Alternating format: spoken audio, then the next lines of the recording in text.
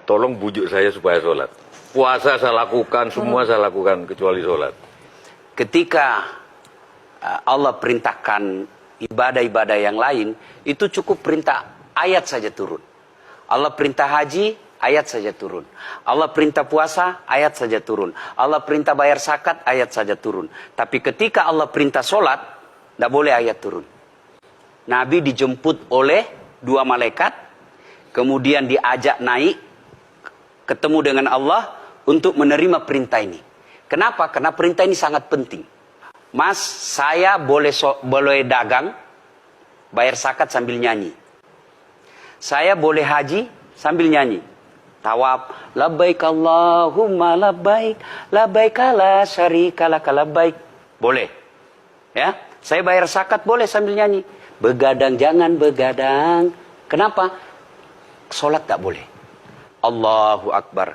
Darah muda, darahnya pada batal sholat saya. Kenapa? Inilah puncak penghambaan kepada Allah. Jadi puncak penghambaan kalau saya meraku hamba, sholat. Yang paling mulia dalam tubuh kita, kepala. Adik-adik bercanda dipukul pantatmu masih senyum. Dorong dadamu masih senyum. Tapi jangan bercanda pukul kepalamu. Tak, kau pukul kepala saya pasti saya marah. Kenapa? Harga diri di sini.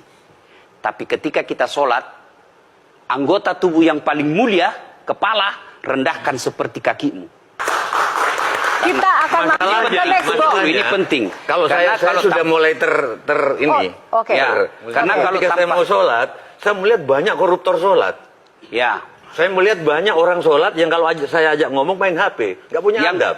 Yang paling enak memang sholat tidak korupsi. Yang paling nyaman memang, paling ideal, sholat jujur. Tapi wala talbisul haqqa bil batil, kata Allah. Allah tidak mencampurkan antara hak dan batil. Sholatmu beda, puasamu beda, maksiatmu beda. Itulah sehingga Allah hadirkan 2 malaikat. Rakit dan atid. Mencatat yang baik di baik, yang salah salah. Tapi ini setan kan tidak membiarkan itu. Maka setan masuk. Nah, dia sholat tapi dia korup.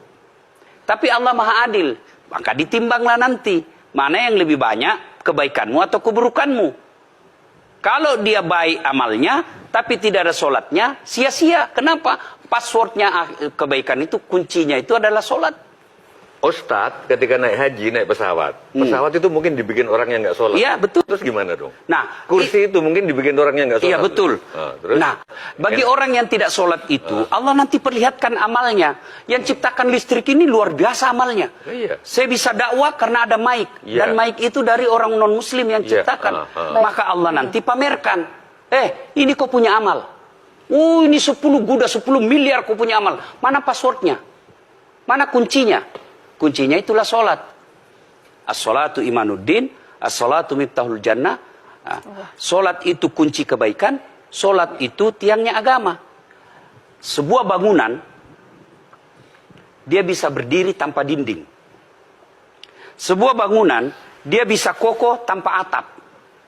Tapi ketika bangunan tidak punya tiang, pasti tidak kokoh. Tiang itulah dalam agama, sholat. Dia tidak husuk, tidak ada urusan. Allah tidak hitung kamu husuk atau tidak. Kamu datang deh sujud sama saya. Orang haji kan melempar 3 jumroh. 1 tiang, 7 batu. Kenapa tidak dikumpul saja itu? 1 kali lempar, tak, tak, tak. Kenapa? Kenapa mesti 3 hari dan kenapa mesti 3 titik? Itu pesan moralnya, melawan setan itu perlu napas panjang. Dengar azan, jangan pikir saya tahu duit tebar itu. Tidak usah kau sholat, nanti kau tua. Anggaplah pergi sholat. Setan menyerah, tidak. Buru-buru kamu, buru-buru. Akhirnya apa? Wudhu tidak sempurna.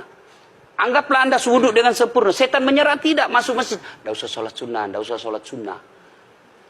Prinsipnya setan, kalau dia tidak bisa dikalah, jangan untung. Nah, gimana Mbak Teja? Udah teryakinkan? Oke.